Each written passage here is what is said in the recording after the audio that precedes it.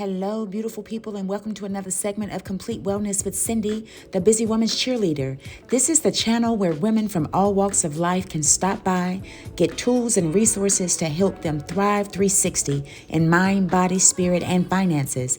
I invite you to stay connected, subscribe to this channel, and visit me online at thecindyrand.com. Now for today's segment. Hello, beautiful people, and welcome to another segment of Complete Wellness with Cindy, the Busy Woman's Cheerleader. So I am super excited to be back from my sabbatical. We'll go into that another day. But in the meantime, let's do some housekeeping. Entrepreneurs don't just need annual tax pros. They need an accounting partner that understands the nuances of their industry all year long.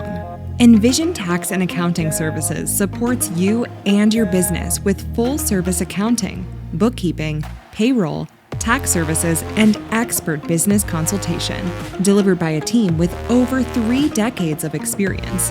Innovative entrepreneurs trust Envision Tax and Accounting Services to create smart systems, leverage the right technology, and build financial processes that support long-term growth and profit. Whether you're just starting out or an established company or a nonprofit, we meet you where you are.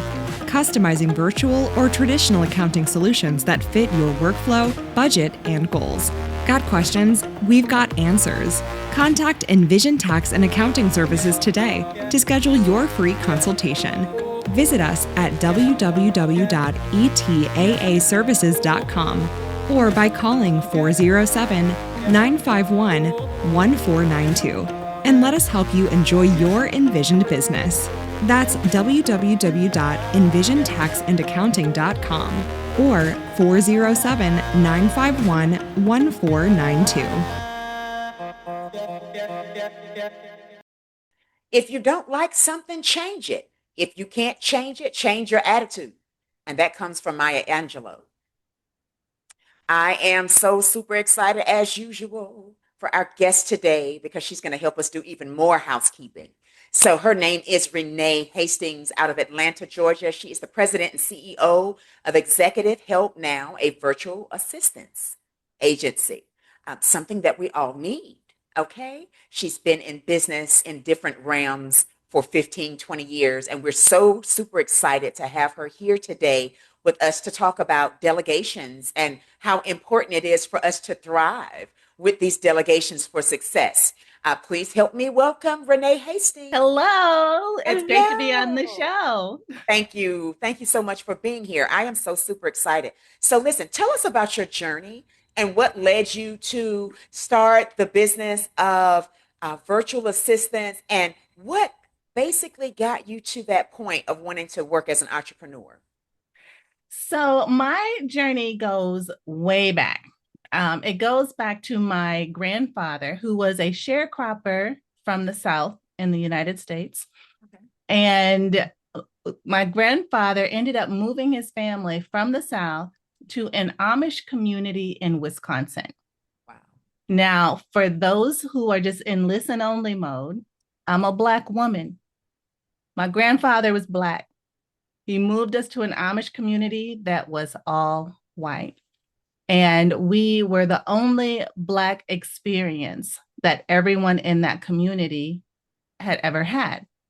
So my grandfather instilled in us a strong work ethic, the importance of us representing the family well by working hard, being people of our word, being reliable, dependable, trustworthy, honest, all the things. And so that was ingrained in me from super young. So the standard of excellence was just an expectation in our family because of where we were and who we were. And so when I went through and to school, that standard of excellence continued. I did well in school, ended up graduating from high school at 16 years old with aspirations to go to college and study civil engineering and interior design and fashion. But when I graduated from high school at 16, I also graduated with a 1-month-old son. Okay. So because of my previous years of working during the summers and identifying my natural gifts and skills and talents, I was able to get a great full-time job immediately out of high school to support my new family. And this experience of working in the summers and discovering how much I enjoyed organizing and supporting executives helped me when I had to go into work in corporate America. So, fast forward a few years, all those things that I learned to do in supporting executives um, basically grew from one role to another, from an administrative assistant to an executive assistant to finally being a C-suite executive assistant to chief executive officers, chief financial officers of Fortune 100 and Fortune 500 companies for about 20 years. And so someone said to me, if you're going to start a business, do what you know and do what you love. And so, Yes, since I love supporting executives and it just came easily for me to help organize them and their lives and anticipate their needs, I decided to start a business of getting my own executives on the side at first.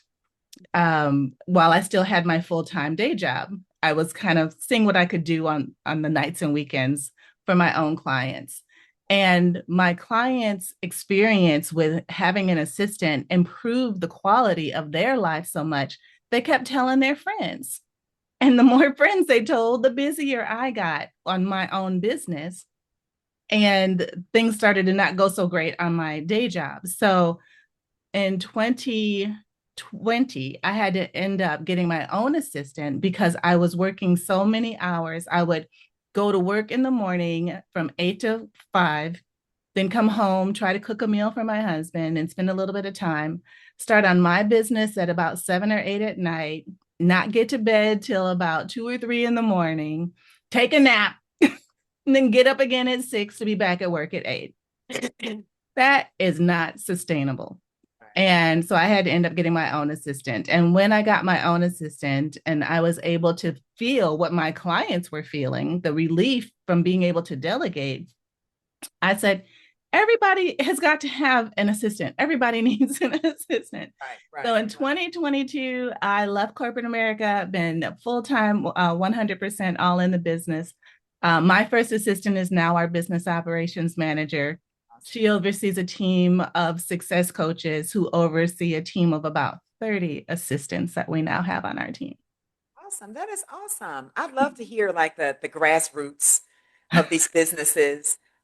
When you were talking, I kind of jotted a note to myself as I chuckled because that transition period, how do you tell me that transition period when you said that things were not going so great on your regular job? Did you Yeah. readily realize what was going on, that it was bigger than you? Yes. So on my day job, like I had explained, shared in the beginning, I have a very high standard of excellence and I expect a lot of myself. And when things are not perfect, that reflects on me and my So you're a family. perfectionist? I'm No, a we don't say recovering, that. I'm a No. recovering perfectionist. Listen, we don't say we're perfectionists. I tell people all the time, I said, listen, I'm my own worst critic, but I am not a perfectionist. I am not a perfectionist. I just want Right. it done right. Right. Exactly. So you and I are like right here. Uh-huh. Like we Uh-huh. see eye to eye on Uh-huh. that. Uh-huh. And so when I saw that the quality of work on my day job was starting to suffer, that's when I knew something had to change. Something had to be different. I needed more sleep. My lack of sleep was causing me to underperform to my expectations. And so that was definitely a game changer. Okay. So how does that intertwine with when you say you were basically teaching them through what was your career at the time of organizing and being an assistant to them? How has that shaped what you're doing now? What is the importance of delegations? What is the importance of that? Because a lot of times, you hear people say, oh, I wear multiple hats. Oh, yes, we do. We wear multiple hats. Mhm. Oh, I do this and I do that. Yes, we do. But Mhm. how does that help or hinder a business? And why is it important to delegate, if not all, but some? Right. So delegation is so important. Your business should be able to run without you. And if you're the one wearing all the hats, there's no way that that's possible. If you intend to scale or to grow to the next level, you need to delegate some of those duties and responsibilities so that you can help lighten this load that you have, that you're carrying, that you're not meant to carry by yourself, so that you can, number one, get some relief for yourself. I equate getting an assistant and being able to delegate to self care. Okay. Because when you're able to do that, you have room to breathe, you have room to think, you've got capacity to take your mind places that you don't have when you're so overwhelmed and inundated with work that you shouldn't be doing. This is true. This is true. So, how do you feel? I'm just gonna try my best to make this like an open end question. So, one of the things that I constantly tell the ladies that I work with, either through executive coaching or as an accountant, I constantly tell people that they should know every single part of their business prior to delegating. How do you feel Mm. about that statement? And I'm going to defend it. I'm going to defend it like a PhD thesis. I'm going to offend it. I'm going to defend it. But I want to know I, your take on that. I think it's important to know what's going on in your business. It's absolutely important for you to know the numbers of your business.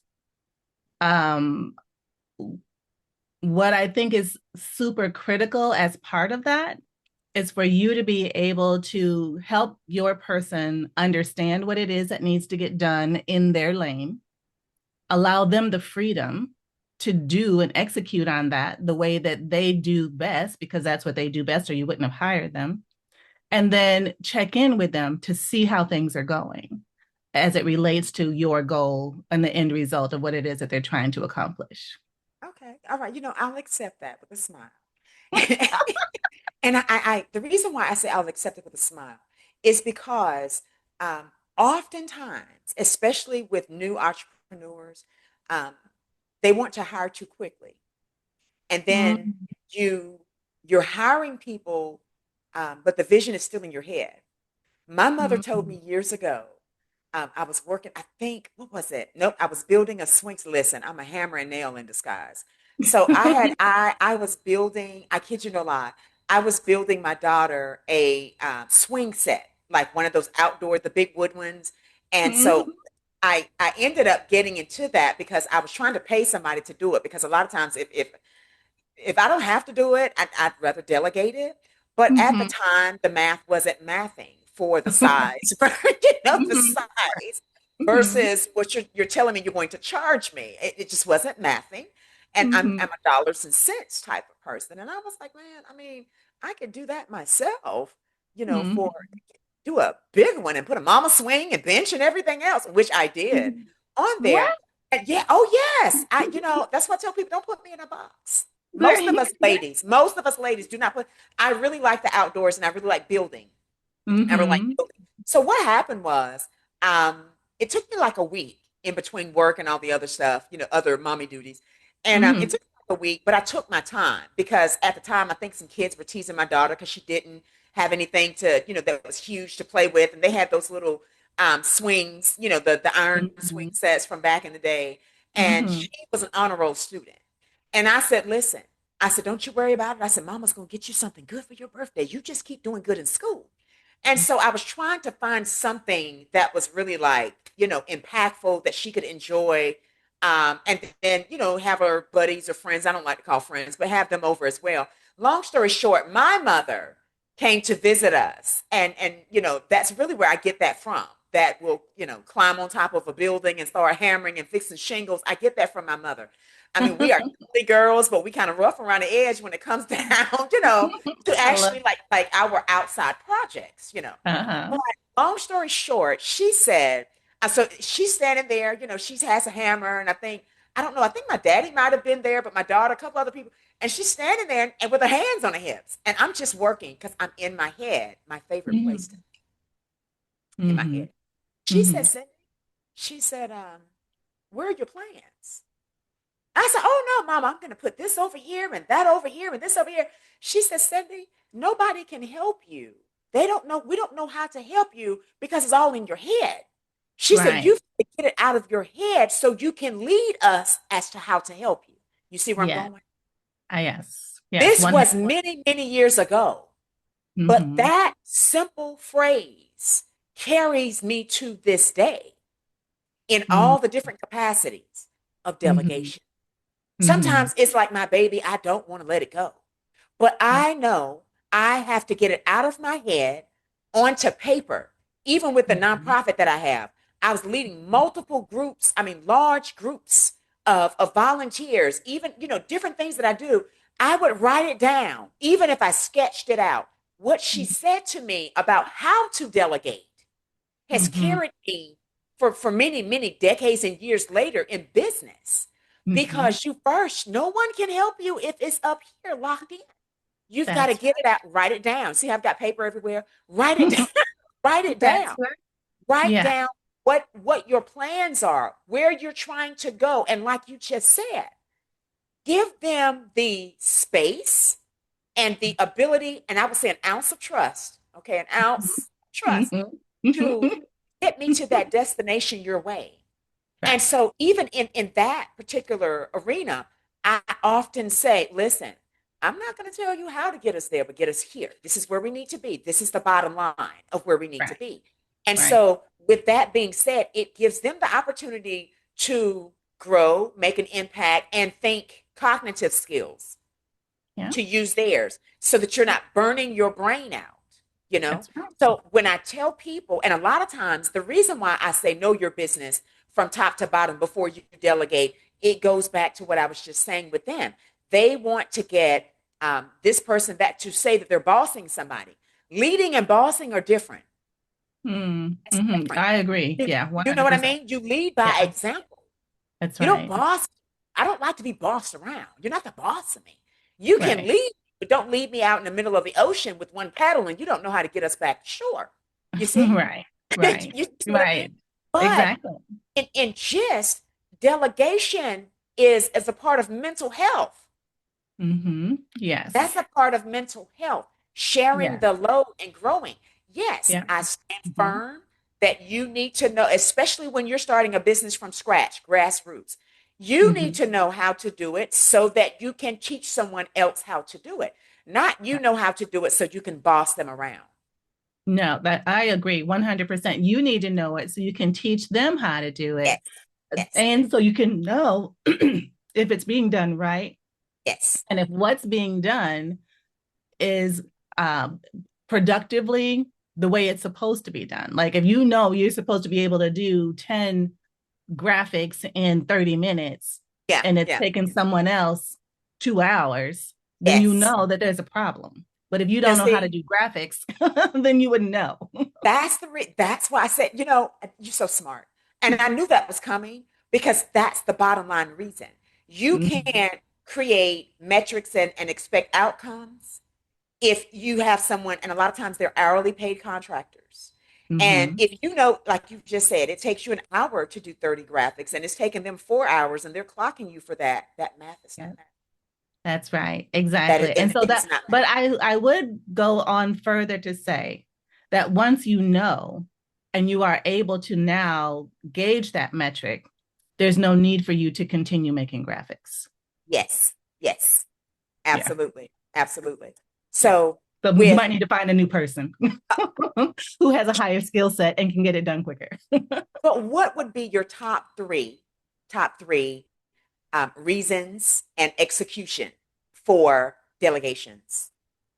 So I would say the top reason to delegate is so that you can scale, so that you can get your life back and have better work-life balance, and so that you can give other people an opportunity to operate in their gifts.